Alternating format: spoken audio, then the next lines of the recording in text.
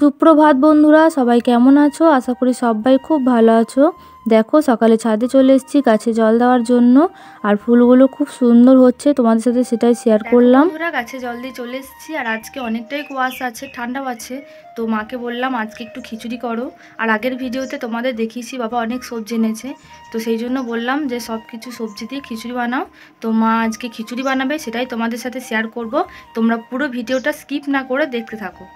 দেখো বন্ধুরা, মায়ের এখানে সব সবজি কাটা কমপ্লিট হয়ে গেছে, মানে শীতের যে শাকসবজি আছে সব কিছু দিয়ে আজকে খিচুড়ি রান্না হবে।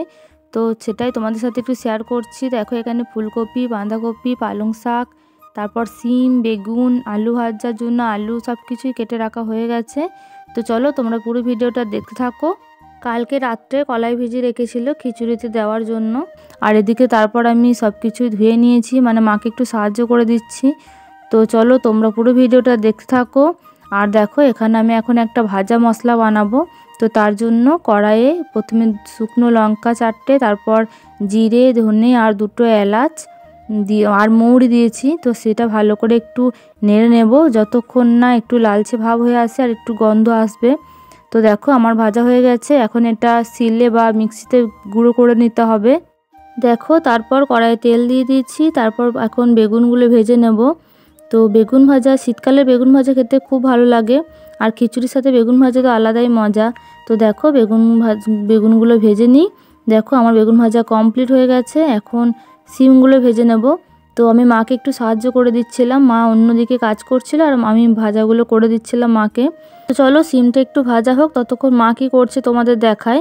তো দেখো এখানে চালটা ভিজিয়ে রেখেছে, আর হাঁড়িতে পালং শাক আর বাঁধাকপিটা দিয়ে দিয়েছে। একটু নরম হয়ে গেলে তারপর চালটা আর মুসুরি কলাইটা দিয়ে দিল, মানে একসাথে সব কিছু দিয়ে দিল।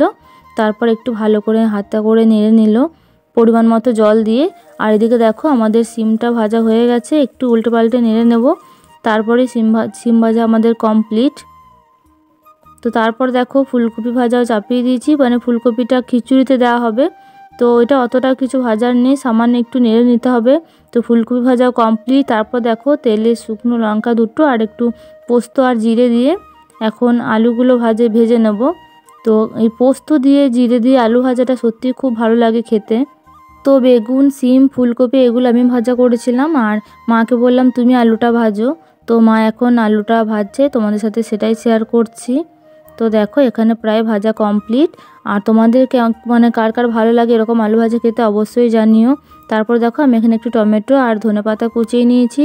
তারপর কড়াইয়ে তেল দিয়ে দিয়েছি, 2টো তেজপাতা, গরম মশলা আর পেঁয়াজ দিয়ে দিয়েছি। তারপর পেঁয়াজটা একটু ভালো করে নেড়ে নিতে হবে কাঁচা গন্ধটা যাওয়া অবধি, আর একটু লাল করে ভেজে নিতে হবে। আর মাই করছিল মশলাটা, আমি ভিডিও করছিলাম। তো তারপর দেখো টমেটো দিয়ে দিল, আর তারপরে একটু হলুদ দিয়ে ভালো করে টমেটোটা একটু নেড়ে নিতে হবে, আর একটু নুন দিয়ে দিল যাতে টমেটোটা একটু নরম হয়ে যায়, তাড়াতাড়ি নরম হয়ে যাবে টমেটোটা। তো দেখো এখানে টমেটোটা নরম হয়ে গেছে, তারপর দিয়ে দিল আদা বাটা, আর আমাদের বাটা মশলাই ব্যবহার করে। তো এখন সব কিছু একসাথে নেড়ে নিতে হবে ভালো করে। আর দেখো তারপর আমাদের মশলা থেকে তেল ছেড়ে দিয়েছে, মানে ভালো করে মশলাটা হয়ে গেছে এখন। তো ওপর থেকে এখন 2টো কাঁচা লঙ্কা আর ধনেপাতাটা দিয়ে দিল। কাঁচা লঙ্কা আর ধনেপাতাটা একটু মিশিয়ে নিতে হবে মশলার সাথে, তাহলে আমাদের খিচুড়ির মশলা রেডি। তো তোমরা ওইভাবে খিচুড়ির মশলা বানিয়ে দেখো, খুব টেস্টি হয়, খুব সুন্দর খেতে হয়। দেখো এদিকে আমাদের খিচুড়িও কমপ্লিট হয়ে গেছে, এখন যে মশলাটা করলাম সেটা দিয়ে দেবো খিচুড়ির সাথে মিশিয়ে নেব, আর একটু গরম করে নিতে হবে। তো মা এখন মশলাটা দিয়ে দিল, তারপর দেখো একটু ভালো করে নেড়ে নিতে হবে। আর এখন তোমরা দেখে নিতে পারো নুন সব কিছু ঠিক আছে কি না। তারপর দেখো যে ভাজা মশলাটা করে রেখেছি সেটা দিয়ে দেবো ওপর থেকে। আর তারপর মানে একটু সামান্য গরম করে নিতে হবে, কারণ বেশি গরম করলে ভাজা মশলার যে সেন্টটা আছে, যে গন্ধটা, সেটা চলে যাবে। তোমরাও এভাবে বাড়িতে ভাজা মশলা করে দেখো, তোমাদেরও ভালো লাগবে। আর তারপর দেখো আমরা খেতে বসে গিয়েছি, সিম ভাজা, বেগুন ভাজা, আলু ভাজা, পাঁচমিশালি টক।